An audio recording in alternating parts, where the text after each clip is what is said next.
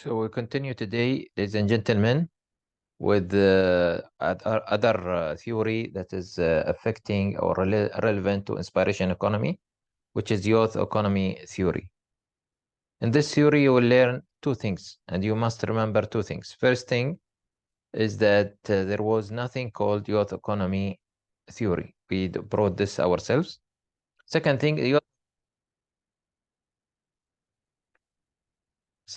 youth economy theory is about both the spirit and the energy. So when we talk about youth economy, we are talking about the spirit of the youth economy and the energy of youth economy. Now, energy of youth economy is relevant to age.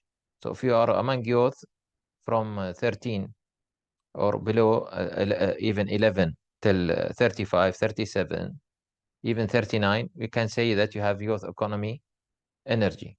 But when we talk about the spirit, it should could be contained within us if we know how to deal with it all our lives. So we will talk today more about how we can utilize this youth economy. Now, youth economy is a concept of youth that work to based on characterized stages where the spirit of renewal and the desire of exploration will be always among these youth. And it is fell within the context of material production of a human life. The theory considers the nature of youth. So, for example, we talk about the source of societal wealth. This is one of the sources of youth economy theory. And we talk about also neglecting or the lacking of optimum utilization of such a source of wealth. For example, again, if we utilize this wealth, which is the youth spirit, youth energy, then we are actually we are optimizing the utilization of this source of wealth, which is the youth energy or the youth spirit. And also the same thing when we talk about neglecting such a thing. When we neglect the spirit, when we neglect the energy, it's also a loss of an economy that is not well utilized. We can see that in many countries, for example, there are lots of youth that their spirit are not utilized. The youth spirit is not utilized, or the energy of youth is wasted. They sit in the coffee shops. They are neat, most of them, not in education, not in employment, not in training, and so on. And the other thing is that there need to be lots of human development, and the capacity of youth contribution in general need to be improved. Now, youth energy or youth spirit is considered to be developed at the right time. So we need to have it in the right time, because if we don't develop it at early stages, it doesn't create actually proper wealth, or we lose a type of currency, which is the inspiration-based currency or the youth-based currency. So it is a concept that's related to production relations, production forces, basic construction, and socio-economic formation that leads to the achievement or preservation of societal gains. It comes from the human nature in the stages of youth and its entrepreneurial spirit. So what youth economy bring for us is that it bring the best of our human nature, which is we get engaged with our communities as youth, or you get engaged with doing some changes in the world, and you have the entrepreneurial spirit. You like to explore, you like to take risk, you like to you'll be curious at many things, how you can develop it better.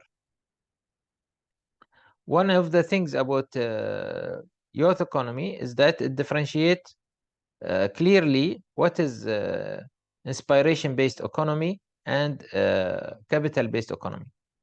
So in capital-based economy, even in the best practices, if you want to establish youth economy practices, you do more services relevant to youth, according to structured programs like offering structured youth education, providing youth care, youth development programs, you do summer camps. All of these are type of services that is known in capital-based economy, and they are considered the best or the terms of reference. The other type of again best practice is to raise the capacity for maintaining youth economy, and this is again in the way that capital-based economy is doing. So the services for employability and the functionality will be higher. The third type of youth economy in the capital-based economy is about lifelong learning, so that you have lifelong programs for youth where they always have the opportunity to learn by doing, or learn by projects, or learn by education or continuous education. And while if we talk about youth economy as per the inspiration theory, we are talking about first, we are talking about best performance based on the current and the future youth economy. So we focus on programs for life purposefulness. So this is, we start with the capacity actually optimization, because you remember always our formula is capacity versus demand. So our first step will not be services. Our first step will be aligning the life purposefulness of youth so that they can explore and differentiate their role in life. And then we build capacity for self-sufficiency. The more we build self-sufficiency, the more we will, of course, can raise the capacity of youth. And the final thing is that we have structured and unstructured services that focus on exploring youth competitiveness. These type of changes will help us to deliver the best outcome for our economy in the short term and the long term. So we utilize the energy, we utilize the spirit, we bring a specific outcome for the community driven by more self-dependency and independence from materialistic resources. So the goal of again youth economy is to keep us balanced with life purposefulness, and this is what is differentiate, as we said, our approach from the perspective of inspiration economy, is that our youth economy definition here is focused on life purposefulness. Means that we are psychologically, we are accepting the challenges, and we will test the practices through our life purposefulness. So we like to test, we like to try, we like to get challenged. We don't need youth to be empowered to do. We need youth to be challenged to do, and then they will be empowered according to whatever they need. And thus, this will create for us more reflection for the youth. It will create for them more reflections of what they want in life, and they will build up more empathetic thinking. And this empathetic thinking, of course, it will help us to bring more passion. And of course, this passion will help us to accept the physical challenges, and it will help us also to be more humble to discover, and to be more humble to see the things which is the hidden opportunities within our communities, or within our life journey, and so on. And this is what we can see even in the issue of NEET. Okay, because when youth are NEET, which means that they are not in employment, not in education, not in training, they supposed to be trained to first set up a life purposefulness, and manage their challenges, their physical, psychological, and empathetic thinking through this concept of life purposefulness.